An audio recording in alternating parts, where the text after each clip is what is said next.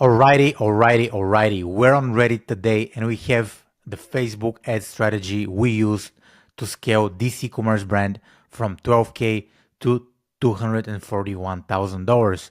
Let's see if this is legit. Let's see if we can learn something for our businesses, and let's get right into it. Hey Redditors, you may have seen a few of my posts on other PPC threads when I shared some of the resources I use to manage my ads. I've been running ads for about 10 years and I thought I'd share the process behind a small account I took over in November last year and the exact steps we took to scale this account to earn more than $45,000 per month with Meta ads alone. Here are the results. So this is the first half of 2023, they spent 20K and they returned $12,000. The ROAS, I think it's 0.63%.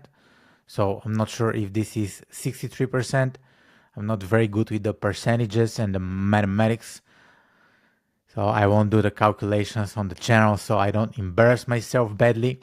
However, as we can see the screenshot, they spent 20K and they returned $12,000 back. So if I open the total sales, if I do the comparison, they spent from November 1st until August 18, 2024, they spent close to 60K and they brought back $241,000, which is pretty impressive. The average return on ad spend is 4.01, which is pretty good. So I think for every $1 spent on ads, they managed to get $4 back, which is very, very good. So let's see how they managed to achieve these results.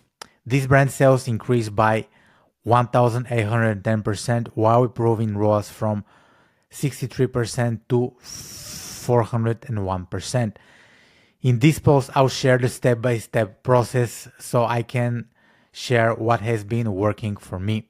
Additional details about the ad account. This brand sells mid-tier dive watches where most are priced between $450 to $500.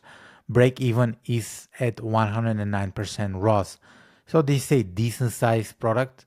It's not a low ticket for sure. So maybe something a little bit medium size. They have around 15 to 20 different watches and barely have any traffic from different sources other than Facebook ads, except for the occasional referrals from blogs and influencers. Let's dive in. Marketing fundamentals. And I think when we do those clips, those videos, when we go on Reddit and when we explore what's happening in the world of Facebook ads and digital marketing, I think the first thing we should have in mind is marketing fundamentals. So let's see what this guy means by marketing fundamental. One of the most common mistakes brand and marketers make when running ads is diving headfirst into media buying tactics. And here I agree with this guy, because whenever we start running ads, we first think about Facebook ads. We start thinking about what bidding strategy should I use, how much should I spend, what creative should I use. But there are some things that you need to figure out before actually spending money on ads. In 90% of the posts here, you'll hear about different account structure strategies, creative testing processes, bidding strategies. And these strategies come in handy after you do the marketing fundamentals properly. Let's see what this guy has to say about marketing fundamentals. But while these are important, they won't make or break an account. For this client in particular, this was 100% the case. The previous media brand was running creative tests, different bid strategy, different audiences, you name it. But he didn't consider almost anything else about the brand and the product. Here's the thing. When you take over a new ad account or are trying to turn performance around, 90% of your work needs to happen outside of your ad account. And this is such a great point. In fitness and bodybuilding, they say abs, six-pack abs are made in the kitchen, not in the gym. So it's the same with Facebook ads. Facebook ads results are made outside the Facebook ads account. It's that simple. In this client's case, he didn't notice that 70% of the sales came from one product variation in particular. Yet, he has still promoting every single product available in the store. To make matters worse, less than 30% of the budget was allocated to the top seller. Crazy. As media buyers in 2024, our job is no longer to push buttons in the ads platform. We need to understand which products are worth pushing and which ones aren't. I agree with this point very, very much because not every product will sell on Facebook ads. And this is just the reality. I know a lot of people will be like, oh, I'm great at this. I can make any product work on Facebook ads. This is not the case. Some products will be very...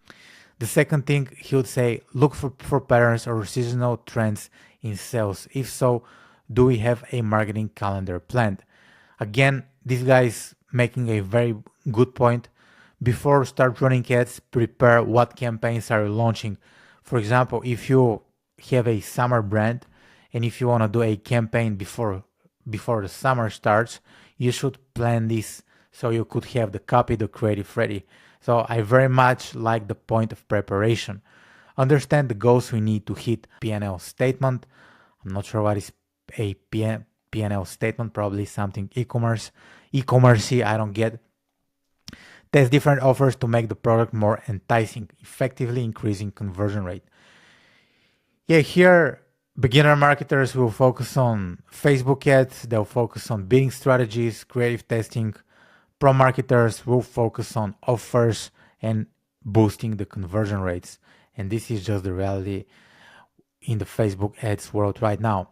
Number 5, working on different funnels to reach customers in different stages of awareness. Working on different funnels to reach customers. Here, I slightly disagree. The more funnels you work on, the harder it gets. However, if you choose just like one product and you build different funnels around it, it's a very, very good starting strategy. Note, if you don't know your break-even CPA ROAS, you can grab my free calculator, and he's promoting his free calculator.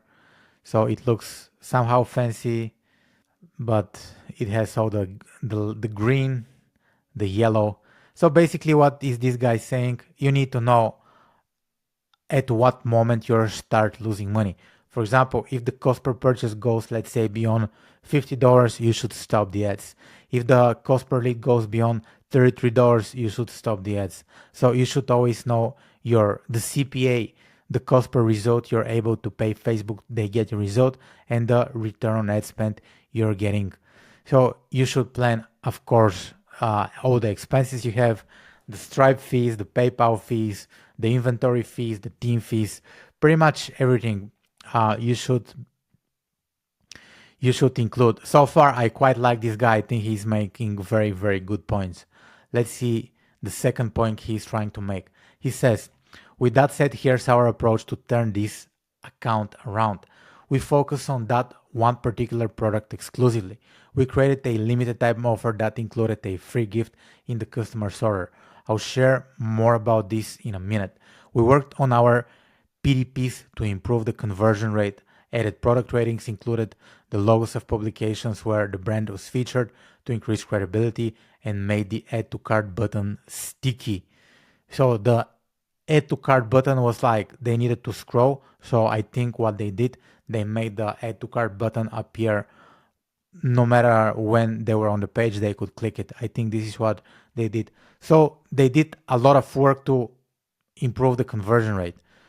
They did product reviews and product ratings. They included like logos of publication where this particular brand was featured. What I like it, they also improved the offer a lot by creating a limited time offer, and they included a free gift. So you could say, if you buy this product by the end of like February 20th, you get another, let's say, free gift, which is an amazing offer. It could work not only in e-commerce, but in a lot of different niches. So step 3 is the account structure. As you know, in 2024, consolidation is the name of the game. We want to keep our account as lean as possible for Facebook's algorithm to work to its full capacity. One ABO creative testing campaign, every new ad concept would be tested in its own ad group, usually with 2 to 3 variations. One main advantage shopping scaling campaign, as that we're able to spend 4 to 5 hour target CPA successfully would be scaled into this campaign using the post ID. Okay, so extremely simple as far as I get it. They're just running so far 2 campaigns. One campaign were just doing creative testing, and another campaign that they use to scale the ads that perform very, very well in the ABO creative testing campaign. He also goes and says some additional consideration. We only run one offer per campaign at any given time. In this case, this meant one single product with one single offer. So 80% of your results on Facebook ads will come from a single product. And this is the case for me as well. This is what I see in all of my ad accounts. If you want to sell some additional products, my suggestion would be to use upsells, downsells, order bumps, and so on to get your average order value. Note, most recently in other accounts, I've been running only one campaign that does both testing and scaling. It's a CBO campaign where each new ad set equals a new test, and we let Facebook decide what performs better. Note 2, consolidation doesn't mean you should only run one campaign ever.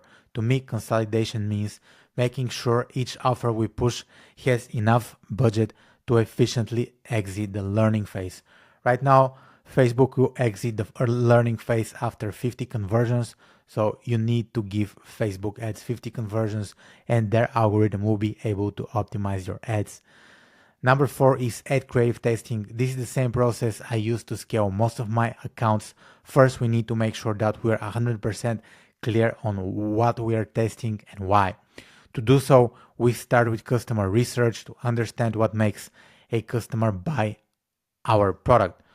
We do this research on customer reviews, competitor reviews, Amazon reviews, Reddit forums, Facebook. So, extremely important marketing fundamental point he makes. You need to know your customer, you need to know your product. The better you know your customer and the better you know your product, the easier it becomes to market and sell your products. One particular angle we found repeatedly in reviews and comments was that people were buying this as a gift. Yeah, so he went on those forums, he started reading what a lot of other people have to say, and he figured out that a lot of people are just buying this as a gift. They want to give it to somebody for a birthday or maybe for like a presentation or whatever. This was the main reason we opted for a gift instead of a discount. It makes the product more appealing to buy as a gift. Other tests we decided to run: using testimonials to boost social proof, showcasing logos to highlight authority and credibility, different styles of asset, native versus studio shots, focusing on particular product features, water resistant, glow in the dark, different straps. Again, amazing point. So they tested like different angles.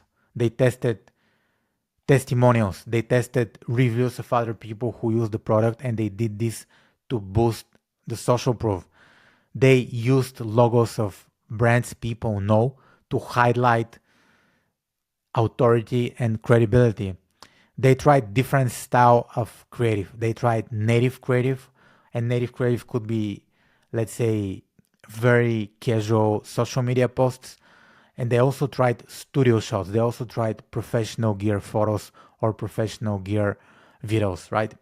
So they try to showcase each particular feature of the product, because when you advertise a product, there are many things you could talk about, right? If you're advertising a soap, the soap could be advertised as something that will clean your skin. It could be something that will kill bacteria, and that will do all these type of things. So you can try different features and different types of angles. We're not just randomly testing different visuals. In each test we run, we want to make sure we learn from that test and can replicate that success consistently. Most importantly, we want to make sure that each test has enough budget to get satisfied significance and allow us to draw conclusions with confidence. Yeah, I think he makes a very, very important point, because I know a lot of people are testing things right now, but they're not really giving enough data for the ad creative to work. And so I know on social media a lot of people say you should be always creative testing, you should be always creative testing, but are you really creative testing, right? Are you really spending enough budget per creative to see if this creative will work? So this is a question that you need to ask yourself. Since we allocated around 40% of our budget to testing, this meant we could only test around 5-6 ads per month.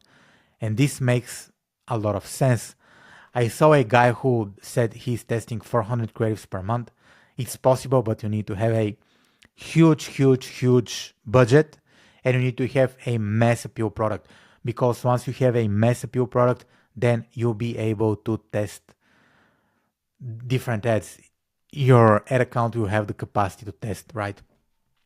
It's more important to run well-planned tests than to run hundreds of tests every month with a $5 per day budget. And I agree with this. Use this template to keep track of our creative test results. Let's see the template.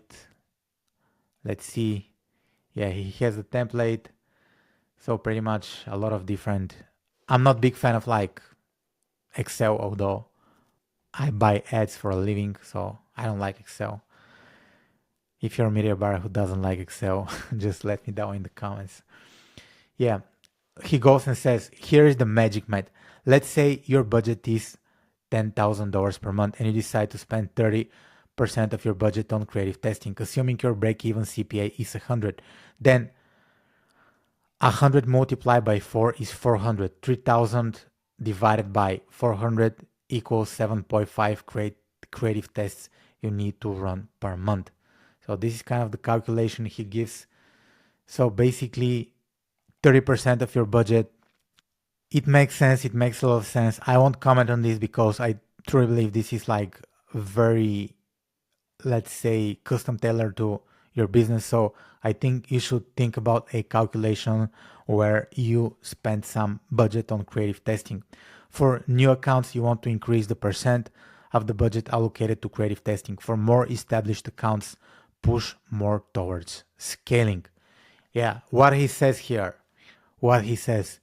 if your ad account is already getting like very decent results, if you're getting purchases, if you're getting leads, if you're getting appointments, instead of like creative testing aggressively, take the few, 3, 4, maybe a few ads and try to scale them, try to increase the budget, try to duplicate the ad sets, try to do the usual scaling techniques, right?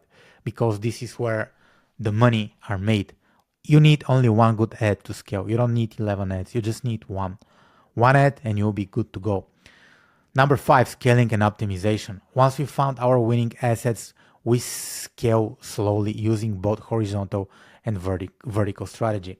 Horizontally, we expand to new countries with our winning assets. As mentioned before, we simply duplicate our winning formulas into new countries. We start scaling to countries where we already seeing a few sales and some traffic. Yeah, so basically what they did, if they're running a business in the United States and if they're getting sales in the United States, they duplicated the ad set, but instead of the United States, they targeted, let's say, Australia. But they made sure that they already have customers in that location. So basically, he said that they also have a blog. So pretty much this is some data you could find useful.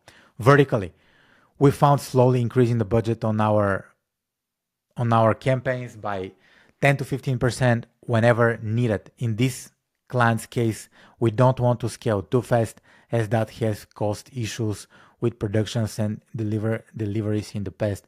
But usually, no other accounts I scale every 3 to 5 days.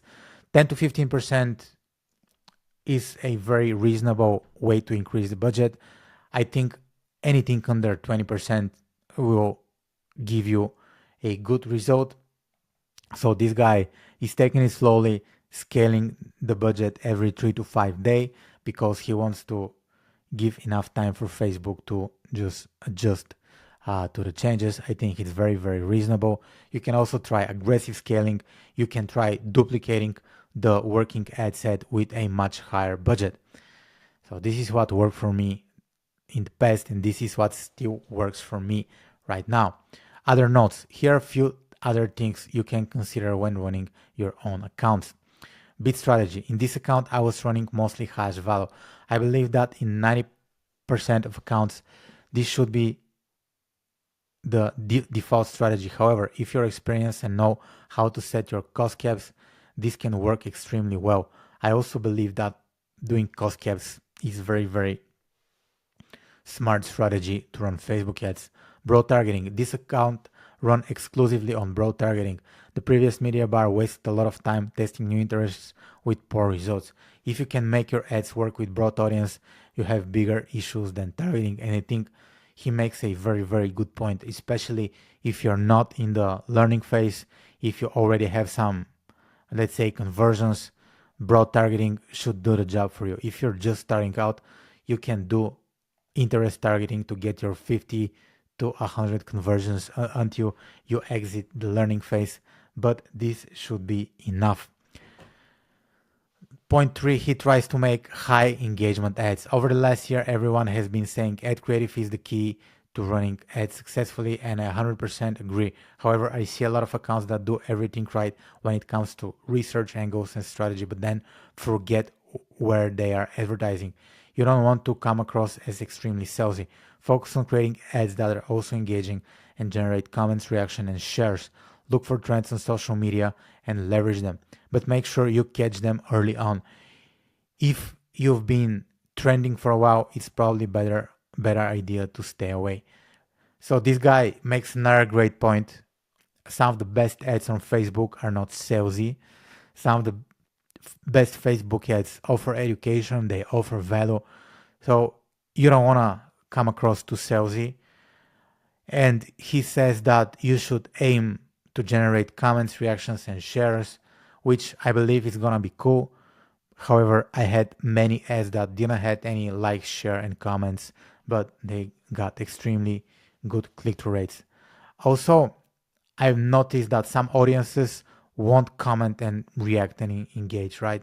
For example, I did a campaign selling courses to therapists, to shrinks, these type of people, and whenever I opened the comments, nobody was commenting. It was just their culture, right? They didn't want it to be seen commenting or engaging with the ad because they might be judged by their colleagues. So keep in mind, not every audience will engage. Also, in some cultures, commenting and liking is not that, let's say, common. For example, when I went to Romania, everybody in Romania likes Facebook photos like crazy. I posted a picture and all my Romanian friends liked it. I got like 100 likes. When I post something in Bulgaria, nobody likes it because this is just the culture. So I wouldn't judge on the engagement. I wouldn't care about engagement. Although if you have a very good engagement, this will increase your relevance score or quality score or whatever it is called right now. If you need any additional researches, look at my post history and you'll find a few posts with links to free resources I commonly use. I hope this somehow helps, even if only to brainstorm some new ideas or to generate hopefully healthy discussion here. Feel free to reach out if you have any questions, and let's see who is this guy. The name of this guy is Alexander Media 90. Let's try to find him. So he's on Twitter, and this is the guy. This is the guy, Alexander Almeida, scaling e-commerce businesses with Meta and Google Ads. So if you like his case study, go ahead, give him a follow. I believe this guy provided a lot of value. I believe this guy was honest. He said things that I also believe to be true. So I truly believe that this is a very, very good video if you're looking to scale a brand, regardless if it's a info business, online course business, or e-commerce brand. I believe in this video I covered some very, very good ideas and some very, very good points. And again, if I have to make a slogan for my channel, I would say focus on marketing fundamentals first and then think about like the Facebook ad stuff, because at the very end of the day, those are the things that will make your Facebook ads account work. It's the marketing fundamentals. And the marketing fundamentals are, do you have an offer that people want to buy? This is the number one thing. If you have an offer that people want to buy, pretty much you'll be able to position it, you'll be able to run ads, you'll be able to get the return on ad spend you want. And this is number one. And this is the very first marketing fundamental that you need to be aware of. You also need to give people a reason to buy now. All right, you need to give people a reason to buy now. This guy in his case study, he said that they offered a gift for a limited time, and this was the reason they give people, so they could buy immediately. Buy today and you get the gift to your product, right? So this is extremely, extremely important, because if you have something that people can get always and it's always available, it's not that desirable, right? You want to make it scarce, you want to make it limited, because people spend money on limited stuff. They spend money on things that are scarce. For example, let's say why Lamborghini costs much more than, let's say, Toyota Camry, because Lamborghini makes only maybe 20,000 cars. I'm not sure how many cars they make. Toyota makes, let's say, 3 million cars. I'm not sure about the numbers. Don't quote me on the number. But Lamborghini can price much higher. And one of the reasons is because they have scarcity, right? So think about scarcity. Think about urgency and scarcity. Those are the two triggers that you should master as a marketer. I think right now they call it FOMO, fear of missing out. However, this is another way to say urgency and scarcity, right? This was Niko. Thank you for watching this video. Make sure you subscribe to my channel. Those are the type of videos I make. If you enjoy them, make sure you subscribe to my channel. If you want me to help you figure out your Facebook ads, check the links in the description below. And yeah, I'll talk to you soon. Bye for now.